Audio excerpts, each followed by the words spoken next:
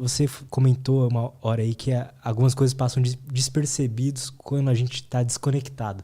Exato. Você comentou também sobre força, né? Que você pode me explicar melhor, mas tem a ver com a ayahuasca ali. Sim. Então, conta um pouco pra gente o que é essa desconexão que talvez eu imagino que muitas pessoas estejam vivendo agora, num momento assim. O nome do meu grupo é Reconexão do Ser. O nosso ser. Eu entendo e observo que o ser humano, quando nasce, e até antes de nascer, ele é programado. Né? Então a gente fala muito do computador, que é uma linguagem mais fácil, mas o computador veio do cérebro, né? É ao contrário, né? Foi baseado. Como que eu vou armazenar a memória? Como que eu vou lembrar? A gente não lembra de muita coisa. Mas está tudo registrado no nosso subconsciente. E aí vai PNL, hipnose, né? Mas enfim. Então, nós somos programados. Esses programas, hoje, com a tecnologia, eles nos distanciam ou você não conhece, você não sabe quem é você. Por conta de atender às expectativas dos pais, da mãe. Começa tudo em casa e depois vai para a escola, né? E atender expectativas. Eu mesmo, na minha adolescência, comecei a fumar para mostrar que eu era mais velho. Eu tô com 58, né? Sou de 63, então são gerações, né? Ainda aquele machismo mais exacerbado, então a gente tinha que se autoafirmar. Então são programas que não são seus, não é você aquele cara. Você quer mostrar para o outro para ser aceito, né? Para se incluir em algum grupo ou grupos. Então você começa a vestir máscaras, que a gente chama, né? Ou personas, que seria um termo mais técnico, né? E aí você vai e acredita nesse cara. E não é você, sabe? E a gente poderia falar muito sobre isso. Mas aí o que acontece? A ayahuasca. Eu como terapeuta, né? As pessoas que vão nos meus trabalhos, e aí a gente senta para fazer terapia, fazer uma vez por semana, aquela coisa toda. Porque o meu trabalho, eu tenho uma história com ele, que o acolhimento. Depois tem a experiência propriamente dita, depois a integração. Que a gente entender essa experiência, sabe? Destrinchar isso daí. Porque, quando vem a força da ayahuasca, o que eu vejo? Eu vejo um acesso, abre-se um portal, vou falar portal, que é uma linguagem, para o seu subconsciente. Vai vendo. Aí ele vem à tona. Por isso que as pessoas choram. Porque eu costumo dizer que a ayahuasca tem o poder de ressuscitar, né? Então não é a sua mãe e seu pai falando de você quando você tinha 5 anos. Não, você vai lá, volta na cena e você interage com a mãe ou o pai como protagonista ou como observador. Só que dentro disso você sente. E aí que você chora. Você sente como se estivesse lá mesmo. Não lá. É só assistir um filme, é estar lá. Não é uma tela holográfica. Você está lá. Entendeu? Por isso que eu falo ressuscitar. Você revive aquilo com tudo que você tem. Até visualmente. Né? Visualmente, que eu digo, é complicado, porque esse estado de expansão de consciência, eu falo vendo coisas que você pode entender errado. Vendo, você pode estar vendo de olho fechado. Né? Mas você vai estar no ambiente. Sabe? Só que está tudo dentro da tua cabeça, né? Então não é que você vai sair do corpo, desdobrar, né? Tem um desdobramento também que também acontece. E aí você saca essas sensações que de repente são traumas, né? E hoje eu falo isso nos meus trabalhos, todo trabalho eu falo, ou para o grupo todo, ou para o pessoal que vai a primeira vez, aproveita para ressignificar. Né? Eu conto uma historinha muito interessante, um trauma, né? Por exemplo, vou ter 2 meninas, 2 irmãs, 1 ano de diferença, e aniversário de uma delas. Né? Aí, e essa aniversariante está super ansiosa, esperando o papai chegar do trabalho para receber o presente, que é aquela tão sonhada, né, boneca, né, e tal. E aí o pai chega bêbado e entra na sala, tá uma do lado da outra e dá para outra o presente. Olha a cena. Aí a mãe vê, não, você é louco, não sei o quê, e brinca e tal, e dá pra menina. Já foi. Ela já traumou.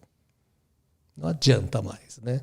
E aí essa relação familiar é abalada. A partir daquele momento, as irmãs não se dão bem, ou a filha não consegue mais falar com o pai, ou briga muito, ou com a mãe que é culpada porque deixou o pai.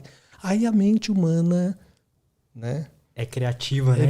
Muito. O que atrapalha a gente são as possibilidades, sabe? As milhares de possibilidades que a gente percebe. E a mente alimenta a gente paralisa assim mesmo. Isso vira um problema, que aí vai ansiedade, depressão, porque eu não sei o que eu quero fazer da vida. E aí vai. Isso é uma parte.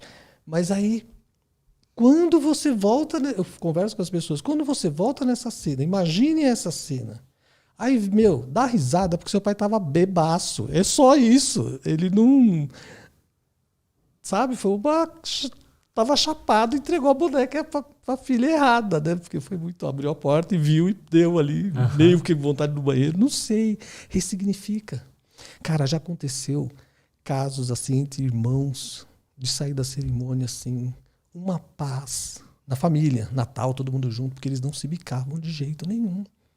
É assim, eu tô falando de 30 anos de briga, de treta. Entendo. Saca? E aí, de repente, por causa de uma dessa, curou a família inteira. Isso que a gente chama de cura, sabe? Lógico que a gente conversa, tal, muitas vezes na força, mas é isso que a gente chama de cura, entendeu? Então eu podia falar vários casos aqui, assim, muitos. Estou falando muitos, faz mais de 20 anos que eu faço isso.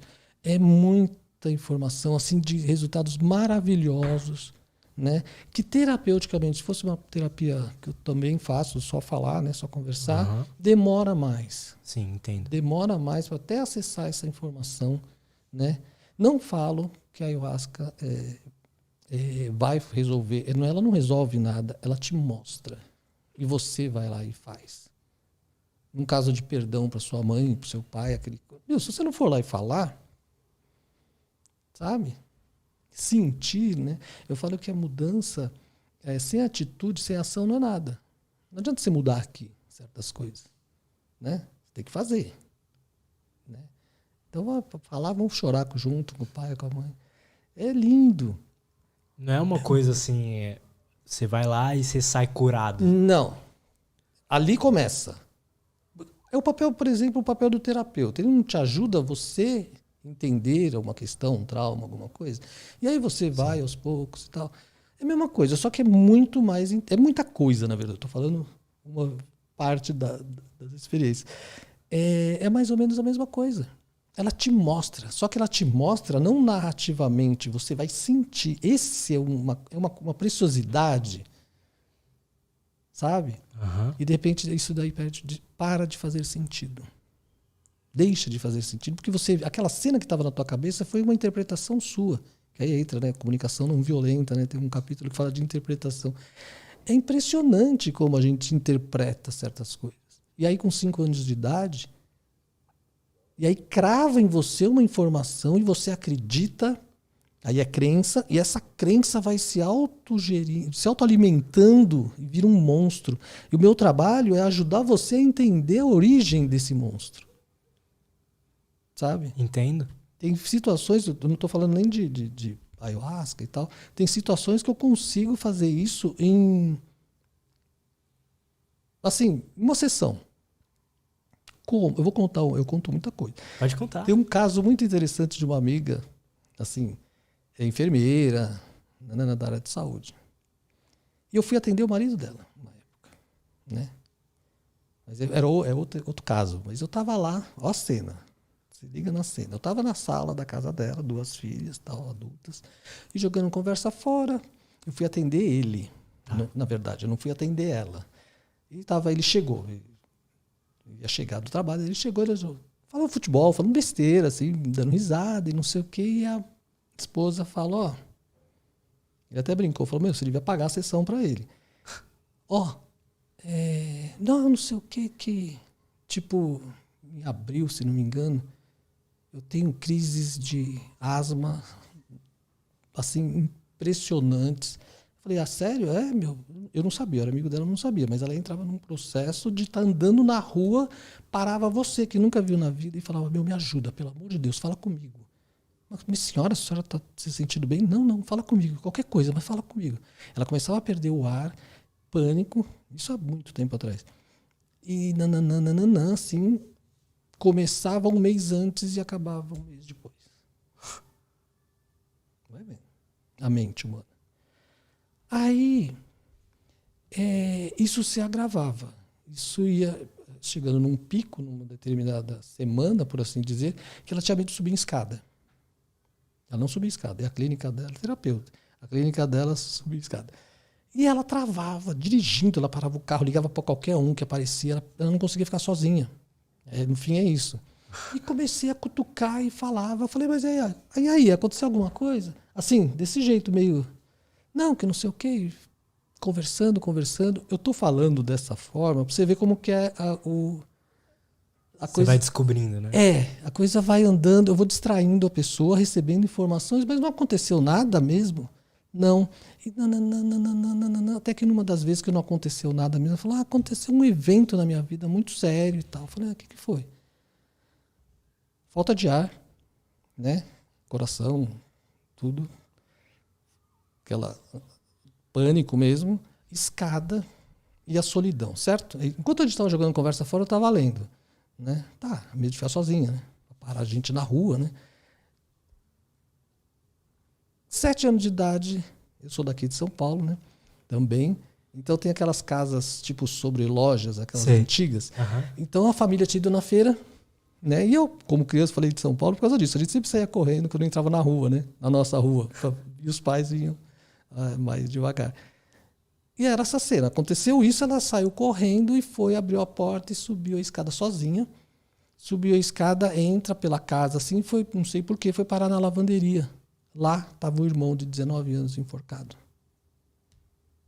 Aí você junta falta de ar, escada e a solidão. Ela falou, nossa, mas meu pai chegou em 2, 3 minutos. Eu falei, mano, uma criança de 7 anos de idade ficar 3 minutos olhando o irmão mais velho é uma década, é uma eternidade. Né?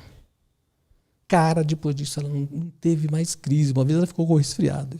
Caiu a ficha. Na hora. Você entendeu? Isso não se ensina assim, de uma certa forma. Isso é a estrada, né, da vida da ayahuasca, não sei o quê. Eu consigo falar com o subconsciente de uma forma muito tranquila, sabe? E foi assim, muito rápido. Por isso que o marido dela falou, você tem que pagar a consulta para ele. Porque foi assim, foi 15 minutos de papo, 20 minutos. Eu resolvi um problema de décadas com aquela mulher. Ela estava com 51.